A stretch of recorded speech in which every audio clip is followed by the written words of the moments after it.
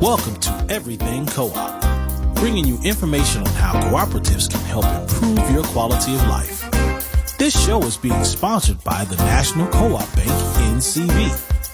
The NCB is dedicated to strengthening communities nationwide for the delivery of banking and financial services for the nation's cooperatives, their members, and other socially responsible organizations.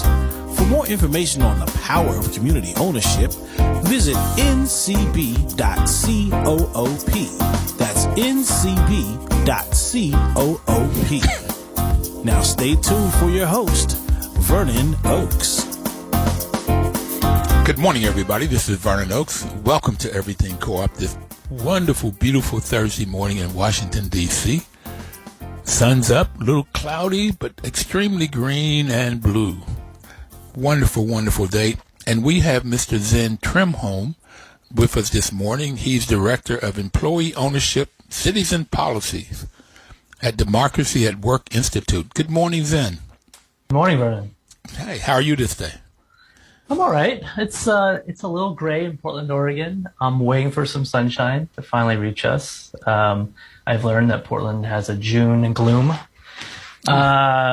season that gets difficult when I see everyone else having such a beautiful day. But I think it's going to be nice. And I'm glad that we're speaking today. Thank you for being on, particularly you're 3 hours earlier, so you had to be on 7:30. So thank you. Yeah. So you said you've learned that Portland is gloom, so you're not from Portland. Where are you from? That's right. I'm from, I was born in Japan, but I grew up in San Francisco. And I then lived in Berkeley, the East Bay, for a number of years before moving to Portland, Oregon. Me and my partner fell in love with the city and wanted to put down roots in a place where we could afford it. So we had to move. Okay. But we've got strong community and a lot of family in the Bay Area still. Okay, so you and your partner decided to go somewhere you could pay rent, okay, or afford housing. That's right. Okay, got it.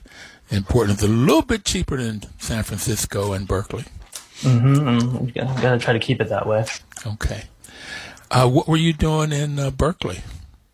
Well, I went to UC Berkeley for a couple of years, and started working mostly in the kind of the climate justice, fossil fuel divestment space for a couple of years, and so I was kind of living with the people I was organizing with for a bit, and then I transitioned work to working at Democracy at Work Institute to grow cooperative ecosystems. And continued to live in Berkeley with friends and met my partner, and it was a lovely time. I learned a lot and was able to meet some really great folks who are doing the type of work that I do, in the Bay Area. So that's I miss it, but I like to go back whenever I can. Okay, so UC Berkeley has a reputation for co-ops. Even when I was in school in the 60s, in college, they seemed to be, they would have the sit-ins, and they were very active in Berkeley, always have been. But did you learn about co-ops at Berkeley? A little yes and no. I learned about cooperatives actually when I was at the City College of San Francisco. I was, studying environmental science. I was doing, political stuff. I was getting involved in more organizing and sustainability spaces. And I couldn't, the three pillars of sustainability are the environment, economy, and equity. And I could see the work that I was doing when I was learning about focus on environmental policy, on social equity policy, but I didn't find a really good kind of economic framework at the time. I came of age during the era of like Al Gore's, change a light bulb, change the world kind of mentality. Mm-hmm. And it just didn't really click for me. Not to say that individual choices aren't part of how we create a better world, but to leave it at that misses the opportunity to use our collective power, right, to actually create change at a systematic level, systemic level. And I was looking for that. And, but I just didn't have a thing that I could really understand as kind of the engine to move in that direction.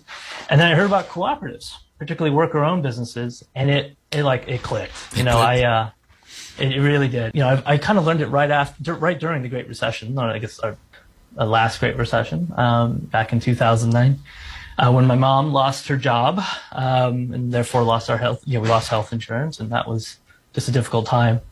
And I was looking for, I was just thinking about all that in the context of what are we building towards as a future, and learn about cooperatives as a way for people to own their own businesses, make decisions, right, on how to tighten their belt, of course, when times are tough, but also how to share in the reward of owning the business together. And that just made a heck of a lot of sense to me. It clicked. And then I asked myself, why aren't there more of them? Mm-hmm. And that's been a question I've been asking myself, and I've been working on for the better part of the last 7 years at Democracy at Work Institute, and obviously been thinking about that. So I went to UC Berkeley with the intention to learn more about worker ownership. And there were no classes on worker-owned businesses. There had been a course that actually my now colleague, Rebecca Bowen, had co-taught at the university, but funding kind of dried up, and the class disappeared by the time I got to UC Berkeley. So I'm really surprised at that, because I would have thought that UC Berkeley would have had a whole host of classes in cooperation. Oh, me too. But I was able to write my own major, which was quite helpful in basically saying, well, there's many ways one can learn about the thing you want to learn without actually taking the specific class. So I took a lot of classes and frameworks for thinking about power and thinking about how we move new ideas into kind of dominant frameworks for how people see progress happening. And so it was political ecology. It was learning about the history of urban development. It was learning about business development, small business development. And where I learned about cooperatives was actually in a class on global poverty as a means by which people in other countries can use the form to be able to access work, scale their ability to produce goods, distribute those goods. And it was always in that context, like, oh, this is a thing that other people in other countries can use in a global poverty context. So I'm like, why aren't we looking around? Why aren't we talking about cooperatives as one of the tools in the U.S. that can address our problems? Right, exactly, in the U.S. And my teacher, credit to him, in this class, understood that. That wasn't what his class was about, but he really wanted to lift that up and encourage me to keep learning and to support that work. And I got most of my practice really as a volunteer member of the Berkeley Student Food Collective. That was I think just a prime example of how students came together to meet their needs.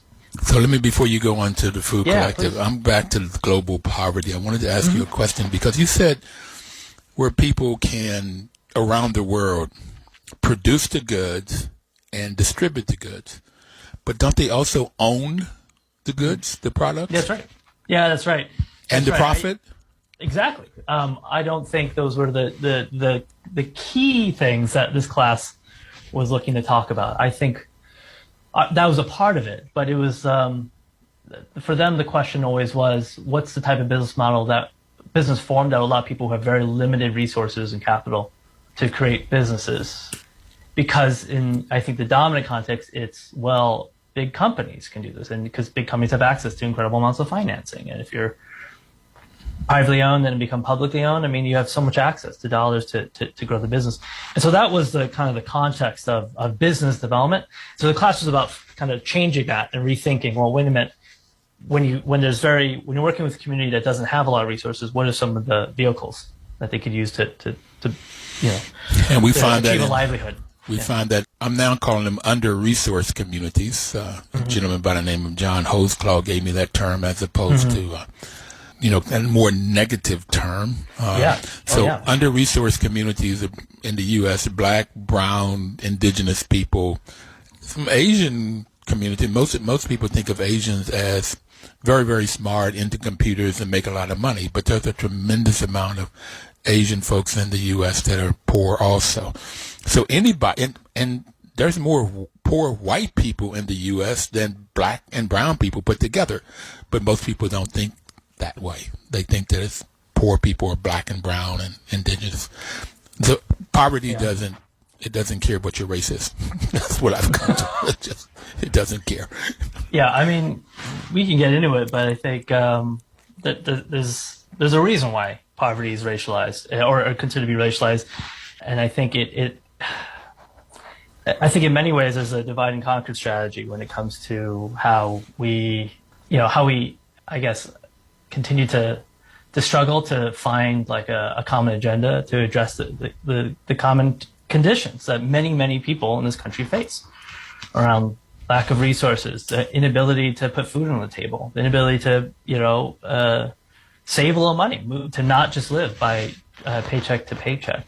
And people use kind of racial divisions as a way to distinguish like one person's conditions from another and say, well, your condition is created by those people, or whatever. It's the othering, right? It's trying to find some external, some scapegoat, right? For really what we're really talking about here, which is the fact that people are intentionally under-resourced. Money and resources are intentionally concentrated in the hands of very few. And so it's helpful, right, to say that, oh, well, these situations are caused by these other groups of people instead of, is a product of how our economy is traditionally set up to run. So when I grew up in Bluefield, West Virginia, we had terms, economic terms, very, very, like doctoral terms. There was more month than money. Yes. Yeah, you can study that. Borrowing from Peter to pay Paul. Okay, and I heard you say in 2009 your mom lost her job. I remember my father, who worked on the railroad, lost his job whenever the economy went down. Lose job or don't get much work because it was a call-in kind of system. And my mother went back to school and graduated when I was 13 and started teaching, but they didn't make any money. And so it was always this whole mechanism of borrowing from Peter to pay Paul. Now, like you said, racialized conditions and divide and conquer. But it's like also not only telling poor whites that blacks are taking the jobs or immigrants are coming in taking the jobs, or somebody is taking the jobs. But it's also, I have it that it's the wealthy, whatever that is, the 1%ers, 5%ers, the very wealthy, are creating these scenarios. Okay? And I also believe, I don't have any facts, maybe you've studied it, but I believe that they want to keep people poor because there's always somebody to fill that job. If there's unemployment, there's somebody to fill that job $4-7 an hour. And if we get it to $15 an hour, the cost of the baskets of goods would they would need $30 an hour because it's going to go up, and we've already seen inflation kick up. That's right. So it seems to be a system, this capitalistic system, and tax system, so the rich can keep more and the poor gets less and less. Yep. And it's designed that way, is what I heard you say. And that's what my belief system is too. Yeah, I think you can measure in many different ways. I may be misquoting this, but there's one fact that stands out to me. Is Policy Link did a study, and he found that 4 out of every 10 economically insecure adults work regularly. They're working enough hours, right, that should be able to take care of what they need to take care of, but they're not able to because wages are depressed, right? Because there's no opportunities for workers to own their jobs, to actually benefit from the work that they're doing in their businesses. And I think that's why I'm why worker ownership and why seeing the development of more worker cooperatives for me is a life school. It's certainly a project of many people in this country, and it will be a project of many generations to come. But I do this work because I fundamentally believe that if more communities own their places of work, and also own other things, right? Own the platforms that they use, or the utilities that they use, own the housing that they live in, the land that they work in or farm on. I think our communities will be so much stronger, and we'll have much more ability to weather kind of the ups and downs of our of the economy. And it's gonna take time, right? Just like addressing climate change is taking a lot of time to shift systems. So you can create these these businesses and these community land trusts. It's going to take time to do this and show proof of concept, but you're going to be addressing people's needs in the moment. And so that's what I find so exciting, is if we can create it at a small scale and keep working at scaling it larger and unlocking some of the resources to shift major dollars, major consciousness to really thinking of community ownership is a fundamental part of how we live and do work. I think we're going to start we're going to start seeing a sea change, and I'm looking forward to that. I'm happy to be part of that work. Okay, well, I'm doing my part. That's why we have this radio show to tell people about co-ops. I'm glad you're on. We're getting ready to take our first break, and you said that 4 out of 10 workers, they work regularly and they still don't have enough money to make ends meet, and that seems to be low to me. I would have thought it's 6 out of 10. 6 out of 10. Okay. Yeah, this might have come out in 2019. 40. Oh, now, right. Yeah. Right. 47% of Americans in another study would not have $400 if they had an emergency. Right. That was before the pandemic. Now, I think that might be in 60 or 70%. But all kinds of stats say that a lot of Americans are poor, and worker co-ops can help us get out of it. We're going to be right back. Please don't touch that dial. Your news talk station. Well, information is access to power. You only get the power when you get into action. You only get the power, but you need the information in order to get the power. So WOL has been a great, great partner in these almost 9 years we've been on air. They've been a great partner because we are giving you information.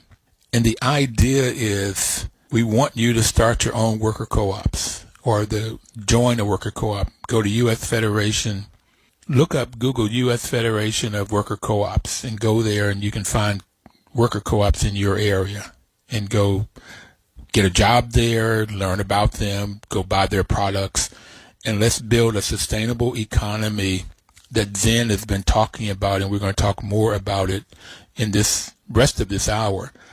It's the kinds of things that you can do, that each of us can do, where we can own the job, we can create jobs, we can own the jobs, we can own the products that we produce, and then if there's a profit, we own it too. Say how it's distributed, we have to say. So then, you talked a little bit about going to school in Berkeley. You're now living in Portland. You're working for Daoi,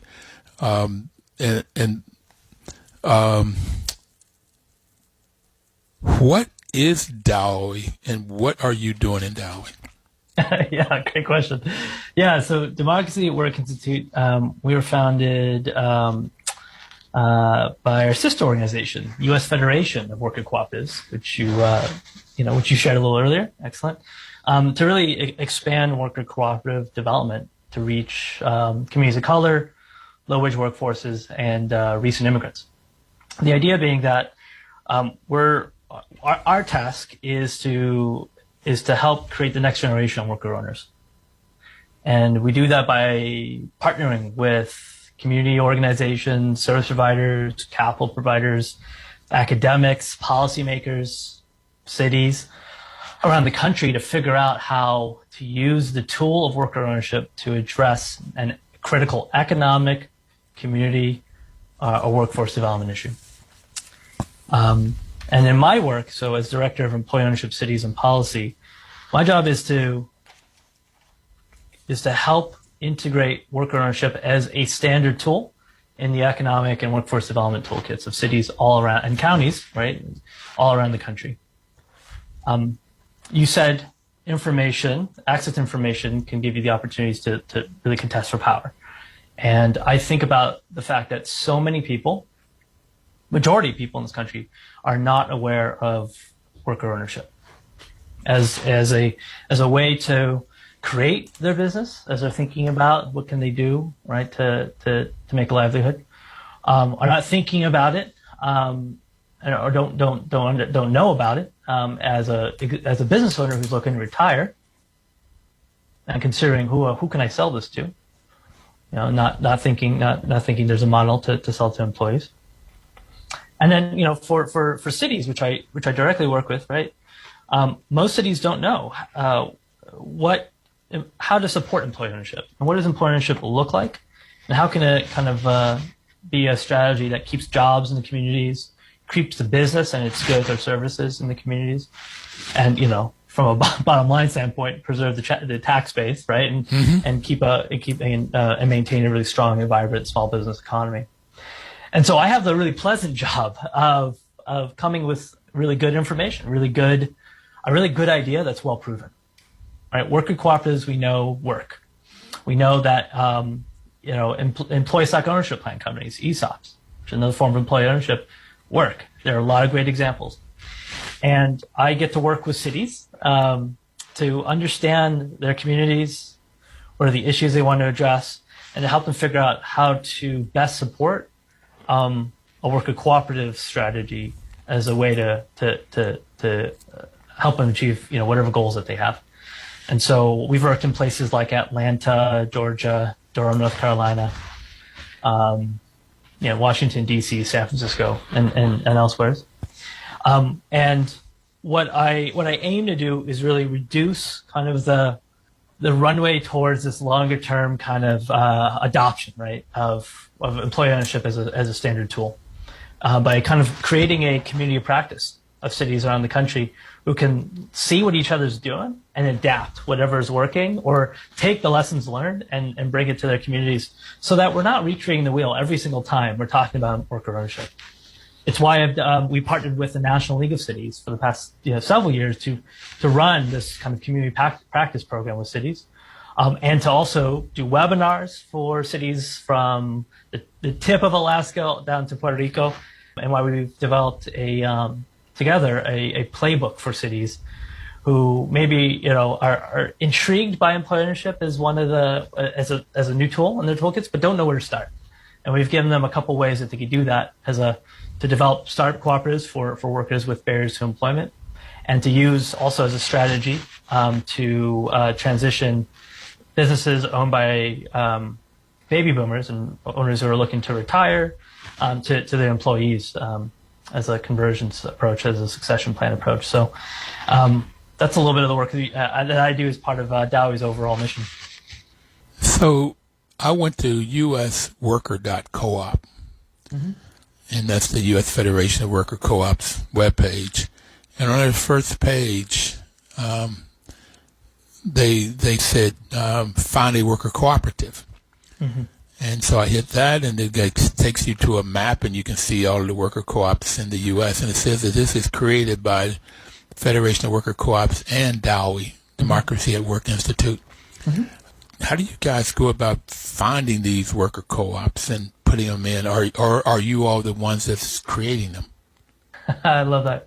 Yeah, it's a lot of reaching out to our networks, and kind of having every year we've been doing the census together. Census of existing businesses that are members of the federation that we go to collect data, right? Do a census. How are these businesses doing? What benefits are they providing worker owners? What are the average wages, average dollars in capital accounts? Really just to collect data on the health and also the growth, right, of the sector. So, we reach out to businesses that are members of the federation, which is exciting. And membership is growing every single year, which is a testament to the growth of the field, also the importance of having a national organizing infrastructure like the U.S. Federation of Worker Cooperatives, right? To say that together as a nation, we can let people know what our impact is in our communities, and let policymakers know why this form should be supported.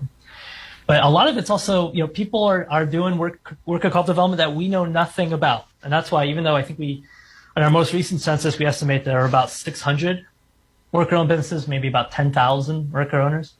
But honestly, the numbers are probably closer to 900 to 1,000. So we internally, we will hear about a co-op through the grapevine, and then we'll be like, is this a worker-owned business? Like, who can reach out to them? And person at the federation will do that, and then we'll ask our partners who are doing co-op development, who are advocates for cooperatives in the in communities around the country, to identify businesses that are new to us when we do the census. So it's a collective process to gather this information, but it is so important to do so, because if people don't know the full scale of impact that worker ownership can have, it invisibilizes, I think, how the form is really helping communities meet needs, helping people make a livelihood and be able to build some assets in the process. So our data collection work is so important to our partnership with the Federation. So I went to D.C., and I see there are 3 worker co-ops, or 2 worker co-ops and 1 democracy workspace. And I see there's a cleaning company called Dulce Lugar, and I think I've had them on the show, at least the person that helped get them started. It sounds like the same business. And then there's a yoga studio, which I didn't know about in D.C. I went to yoga this morning, and this body needs it. So, but the Community Purchasing Alliance, that's the Democratic Workspace, they've been on the show a couple times. Yeah. And they have a wonderful story. They're fantastic. Providing purchasing for schools and churches. That's how they got started. Charter schools and churches. Oh, yeah. And they say they've saved people a lot of money, those entities. The time goes by real quick. So I've got a sense of democracy at work and what you do in it. I have a sense of who you are, and you born in Japan, grew up in the Bay Area, now live in Portland, and you have this love for how do we have a better world. That's my summary. That's it. You boil it down to my essence. Okay. You could throw in a little love for Star Trek and maybe some pizza in there, but those are the fundamentals. Okay. Yeah. Well, mine was cornbread and beans growing up. We didn't have pizza back then. Okay. So I know what you're talking about. But this love of creating a better world got you to co-ops. When you found out about them, you said that there were 3 parts of a sustainable economy: environment, economy, and equity. And it wasn't until you found about the cooperative world for the economy did this make any sense to you. Okay. When we come back, I just want to talk more about the work you do. Okay? And we'll be right back, everybody. Please don't touch that dial.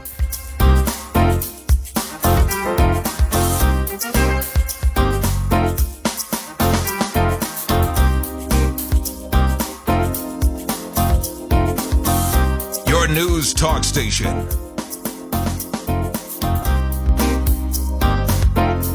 Welcome back, everybody. This is Vernon Oakes. The program is Everything Co-op. We've been on the air now almost 9 years. This October will be 9 years, and we were only going to do it for 30 days. So I went to Chuck Snyder at the National Cooperative Bank, and as you probably know, he passed away in November. It's a great loss to the co-op world, to the world. And he liked the show, and they've supported it ever since. NCB's mission is to support and be an advocate for America's cooperatives and their members, especially in low-income communities, these under-resourced communities we've been talking about, by providing innovative financial and related services. And they've just been a wonderful partner to be in business with, to bring you information about co-ops and the benefits of co-ops for the individual and for the community. And today, talking about that is Zen Trenholm. He is the Employee Ownership, Cities and Policies, Director of Employee Ownership, Cities and Policies at Democracy at Work Institute, which is called Daoi. So when we've talked about you being born in Japan, growing up in the Bay Area in San Francisco, and working and going to school at Berkeley, and now living in Portland. So you've been mainly on that side, on that west side, west coast, northwest coast. And your mother lost a job during the Great Recession in 2009, and you had all of these ideas about how this whole economy works, and so you wanted to study it. And by happenstance, you learned about it at college, and then you went to Berkeley to learn more about it and take classes, and they didn't have them, which is, I had no classes in my MBA program at all either. None of my education did I learn about. I didn't learn about co-ops until I was 55, so you've got to jump on me. Okay, you learn about them so you can use them perhaps a lot longer in your lifespan to help people and help communities and a better world. So you're going to cities, and you mentioned Atlanta, Georgia, Washington, D.C., San Francisco, California, Charlotte, North Carolina as some of the cities you've been working with. So what do you do when you go into a city, or how do you even get into a city to talk about worker co-ops? Yeah, good question. Yeah, let's take it was actually Durham, North Carolina, not Charlotte. Okay. But Durham, North Carolina, nonetheless. We take that as an example. So, back in I think 2017, the city of Boston was part of a program at the National League of Cities called the Equitable Economic Development Fellowship, to learn how to do, what are some ways we could do economic development with equity, using an equity lens, and strategies that really build equity in our economy. And some really great champions at the city were thinking, well, we want to do something around worker cooperatives and employee ownership.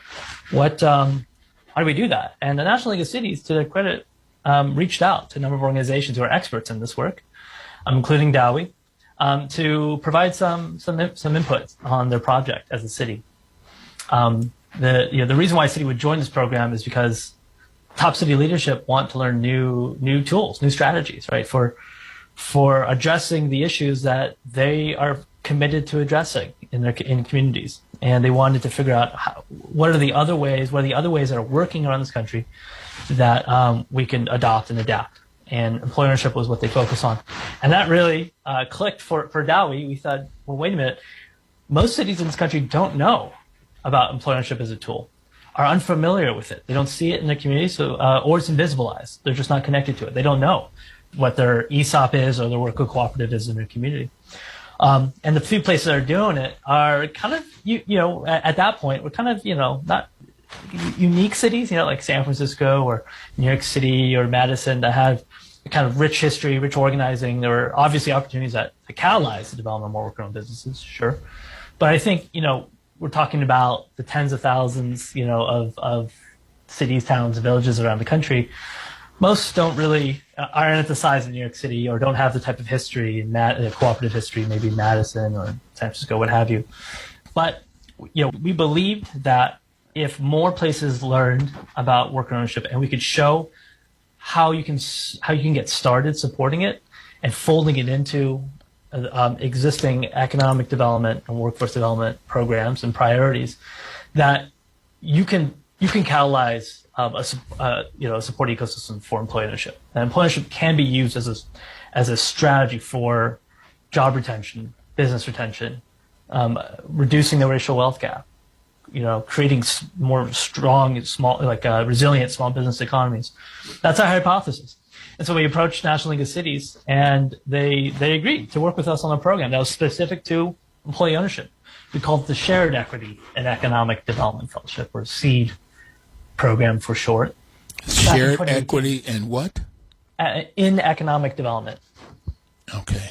SEED. Yeah, that's right. And so with National League of Cities, we reached out to their members, right? Their membership association of municipalities around the country, with this offer to join a year-long program. And so we actually went to the mayors to talk about what this program would require and how it could benefit the city and its priorities. We explained that this is, employee ownership is this thing, it has all these benefits, but the idea is to bring people together to workshop a project. And if you're not familiar with it, you don't have the tools for it, that's okay. We're going to work with you to start with what you do know, what you do have, and figure out what are the pieces to bring into your work that can support employee ownership, right? Employee ownership is, employee business is a business, right? It's like a business needs certain things in order to be supported and grow. And then an employee-owned business needs certain other things. But, if you've got the core stuff, then you add on kind of the special stuff, the special characteristics. There's many ways to do that. And we're at this point as a movement and as a field where it doesn't matter where you're working in, you can connect to national resources and national experts who can support whatever you want to develop in your area. We just need to let people know more about it. So we went to the city, we invited them to participate in a program, and we worked with them to shape a project together that had a very clear issue area they wanted to address with a very specific racial equity focus. That's our mission, and that's what we wanted to do with communities. So we focus on places that had large demographics of people of color, and particularly in business ownership too. So we went to Atlanta, Durham, Philadelphia, and Miami as our first program. And we work with them to shape a project and to help them, again, develop a strategy that helps cities be the quarterback, right, for convening and supporting the community organizations, the service providers, the capital providers, what have you, in their communities that already are working with business owners and just need more information, more tools to talk to them about employee ownership. Okay, so let's take Atlanta for a minute. Yeah, please. So, because I want to drill down a little bit to say you go into Atlanta, you talk to the mayor, and then somehow you have to do an assessment to find out what's in Atlanta. What do they have? What do they know about worker co-ops? Okay. Yeah. And I'd rather talk about worker co-ops and ESOPs. They both are ownership, but what I understand the difference is is ownership and control. That in an ESOP, the employees may own the business or a part of it, but they may not have control over it. In a worker co-op, you have ownership and you have control. And I'm wanting the workers to own it and control it. So I'm a little biased. A lot biased toward I mean, co-ops. ESOPs, there's nothing in the model that doesn't allow for democratic ownership and operation. Obviously, there's some complexities of, how much is owned and so on. But you can have, worker owned and operated ESOPs. That's definitely doable. And then ESOPs create an opportunity to actually create because of the size of business that typically goes and does an ESOP. Sometimes it costs a little bit more, right, to manage an ESOP plan. You can have major impacts on people's bottom lines. I mean, really, the data from ESOPs on the creation of assets for workers of color is enormous. It's immense. So I think, I like to think about where are all the tools in a toolbox we can use to address different problems. And, I do work in co-op development. I also am, I want the business to be worker owned. I want it to be worker controlled and operated, most definitely. I also want to chip away at the racial wealth gap, about deep income inequality, and just wealth inequities in general. And so I want to figure out just what is the tool that's going to get us that much further towards more people having what they need in order to have good lives. And so we're big tent in that approach, and we work very, very strongly with the ESOP community actually on policy advocacy to unlock more resources to support more business owners and workers and organizations that serve both. To know about employee ownership is one of the ways that they can, create good jobs, and that's for me is really important. It's how we build power. Okay. But yes, let's talk about worker cooperatives. Okay. So you go to Atlanta. What kind of an auditor do you do? Feasibility study do you do to figure out what they have in Atlanta and what they might need? Yeah, I love that. So, our program, we designed it so that there was, and we maintain this throughout all the work that we do with cities in this type of cohort model. We have representatives from the city leadership that are the heads of different departments, or their portfolio in the mayor's office is focused on equity or economic development or what have you. But then we always have a fellow from the community, someone who represents an organization that is working on it kind of from the outside of the city, and oftentimes is going to the city to say, hey, look, this is a thing we should be working on here. This is a priority. And the idea being that the city obviously has some stuff they could do, but they can't do everything, and they don't know everything. Same, right, with the organization that is working in the community. And so bringing it together so we can build lasting relationships and partnerships that can grow after we leave. I'm not here to parachute in the community, do a flashy thing, and then dip. It's how are we building something for the long term, right? How can we help support the good work that's happening there, to then bring in whatever the thing is that helps the folks who are doing this work in the community just continue to do it and do it with some support. So, we have a lot of calls with folks that we know in the ecosystem just to do a little bit of our groundwork, school ourselves in a place, understand where are the issues, where the communities, some of the political dynamics too that I think are something fundamental in doing work in a place, understanding what the priorities are of certain folks in the process. And then, we do a cursory analysis to understand, what's the business landscape look like? We use some data that's, public data to just understand that. And then we work with our fellows to really give us a solid snapshot of the city's major industries, where they're located, the demographics of ownership. And what we generally find, though, and this was actually a key learning of ours in our program, was that a lot of cities don't have up-to-date data on their small businesses. Okay. To be able to say, this is my business that's been around for 30 years, what we call legacy business. And here's where it's located and what it would mean if that owner retired without keeping the business there.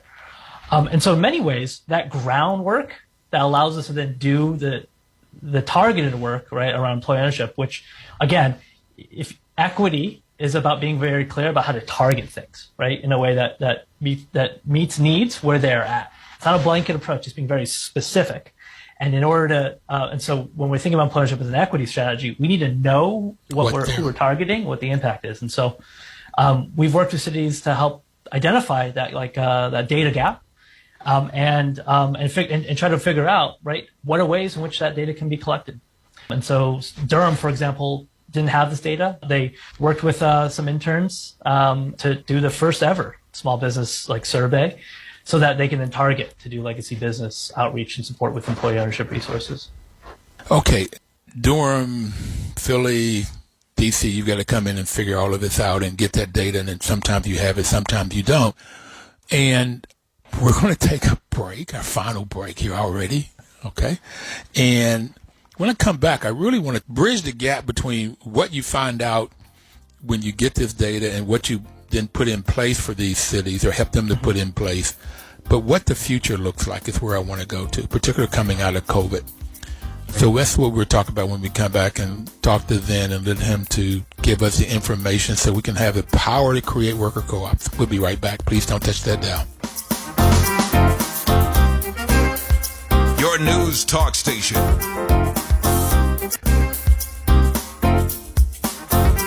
Welcome back, everybody. This is Vernon Oakes. Zen Trenholm is our guest today. He's out in Portland. We've been talking about cities, how DAWI can help cities create more worker co-ops. Zen, there's the Center, the Council of North Carolina is having a camp on June the 20th through the 24th. They're having 110 high school students coming into a camp to learn about co-ops and cooperation. I wish I could get down. If it wasn't COVID, I'd be there to interact with these young people. They'll be doing a business, a T-shirt business, and they'll be owning it and working through some of the things that I'm assuming you will teach people about on how to. You said you've got a business, and there are some things you have to know about a business, and that's some of the stuff I learned in the MBA program. And then there's some other things you must learn if you're going to do a worker cooperative business. And so you help cities to know what business they have and help a strategy. Now, is that strategy starting new ones, doing conversions? What do you end up with in this strategy? Yeah, we always start with a problem first, and shape the strategy around that. For cities that want to tackle, are really want to start development in critical industries that they have, or help support workers in growing industries, but are also industries that just don't provide really good wages typically, good benefits, like in the care industries, for example, like home care, health, child care, what have you. We would think about doing a startup development approach around that. In Washington, D.C., the city wanted to figure out how to create more access to food that's affordable, because the food sector is so strong in DC. You wanted to help develop and support more food business development. So help existing food entrepreneurs grow their business, maybe through a cooperative form, helping new entrepreneurs start businesses, and also to address access to foods through cooperative grocery stores. They wanted to focus on. They were focusing on the wards in the east of the Anacostia River, Ward 7 and 8 in particular. As a strategy to create more jobs in the food sector and create more access to foods for those communities. And so that was the startup approach. With other cities, it's thinking about preserving what's there and figuring out how to use what's there to then, what I like to say is feed multiple birds with one scone, just to return the phrase. And the idea being that you've got small businesses that are there. If you lose them, that's just a net negative all around. Jobs disappear, the tax base goes away, the goods and services go away, the cultural impact of that business, there's a void, right, where that business was and what it meant for the communities. But if you help transition that business and the owner says, oh, yeah, you know what, selling to my employees can work. And how do I do that? And you help them through that process and they becomes employee owned. Now those jobs are more than just jobs, right? They're ownership stakes. They actually create more money and keep it in the community to circulate for longer. Stop being sold from someone outside. And so the community gets stronger.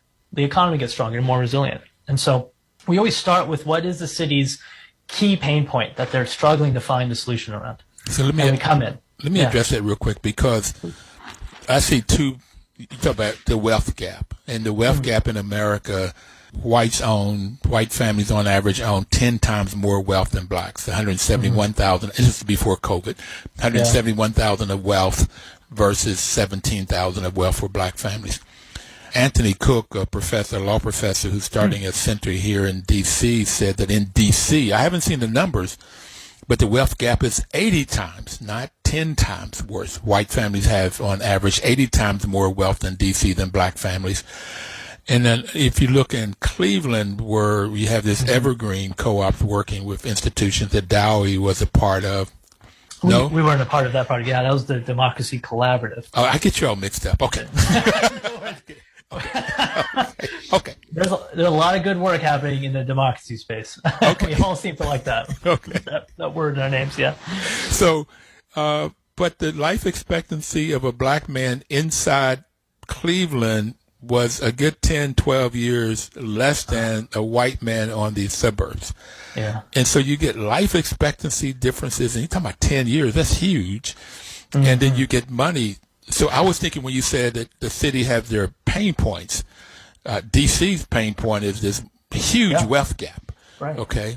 And like you said, Ward 7 and Ward 8, I live in Ward 7. I've done work in Ward 8. So that's where now the most concentration of blacks are. The gentrification has moved from Georgetown, and it's just kept moving over. And I have it that it won't be long before you will not be able to buy a house in Ward 8. Okay, because the prices have gone up tremendously and they'll keep going up. So that to me is the pain point. So do you address those pain points? Yeah, and we also recognize that worker ownership is not the panacea. It's not the silver bullet.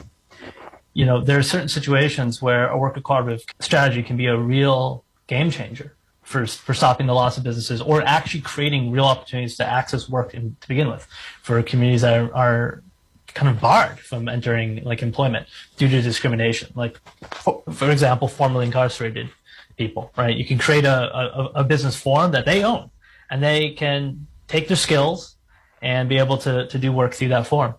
That's a whole nother conversation, because I'd like to get into the bakery in Italy that's inside the prison, and the prisoners are in the co-op. Right. It's a worker co-op where it's inside the prison and people on the outside. So when they do leave the prison, they have a community, they have a job, they know what they're doing, and so the recidivism rate is 3%, not 70% like it here. So there's a whole lot that worker co-ops can do. Yeah, there's a whole lot, and there's a whole lot that worker cooperatives by themselves cannot do.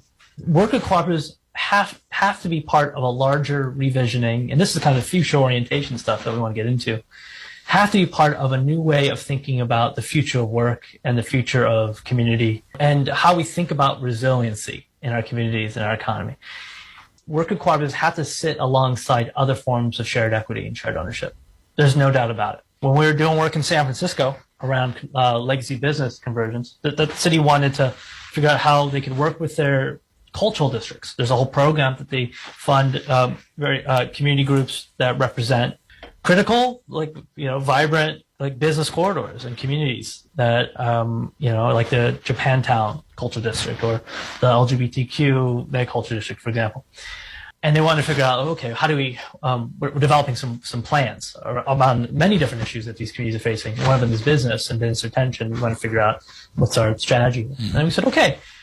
In our process, we're like, well, the city actually knows a heck of a lot about how to do conversions. They're already connected to good organizations doing direct technical assistance for businesses around this concept. The critical issue is commercial space affordability. Okay. If you don't address that, it doesn't matter if a business converts, right? The people can't afford to keep working there, to keep operating the business there. So that business disappears. And so we need to be thinking holistically, right, about what are the prongs in a strategy that's going to build shared prosperity, build shared equity. City of Durham, I love talking about them because I love their thinking on this. Worker ownership is just one small part of their broader shared prosperity framework for the city. It's tackling a number of different issues, from housing and land to food to business, right? And worker ownership is a part of that. But I think what we're looking at now is the fact that, through COVID, some of the critical rot in our economic system is further exposed. It's exposed for so many people, but it became even further exposed to people who wasn't really exposed to. And I think the discourse is shifting. We're seeing how egregious it is, how major corporations and major billionaires continue to benefited so wholly in the recession, right? And the fact is, as we're thinking about the future of our economy, I think we now have the opportunity to contest what that future looks like. And we have a decision to make. We either maintain status quo and we keep doing things on the marginal side, like little fun alternative stuff, on the edges, and alternative to what people would say is people don't care. Fundamental to the people who do care, right? Worker ownership is always going to meet people's needs. That's a fact. We know that. But how do we grow? How do we exponentially grow? And I think it's contesting kind of what are the frameworks as we think about the future of work and the future of how people engage in the labor market, what our small business ecosystems look like, what it means to create more community ownership and shared equity, and how does that create kind of the foundational resiliency that will be able to weather future downturns moving forward. That will create a foundation, then do deeper organizing for even more resources and supports for communities, for democracy. And I think we're doing that from a policy standpoint all around the country. There's major efforts being at the federal level and at state governments, down to local governments, where champions, lawmakers, agency staff are working with community organizations and service providers and worker-owned businesses to go, right, we know worker ownership should be a part of the mix. How do we make it part of the mix? And I think we have a huge opportunity to organize. Even if you're not starting a worker cooperative, that's okay. Talk about worker cooperative to other people. Advocate for it from a policy standpoint. Advocate from a lending standpoint if you're in a CDFI or a bank. There are many ways to support it as one of the things that you help create in your communities. That's the final word, sir. Thank you. Excellent. Thank you very much. And we look forward to a wonderful future with all the work that you and Daoi are doing. Everybody else out there, we'll be back next Thursday. Please live cooperatively.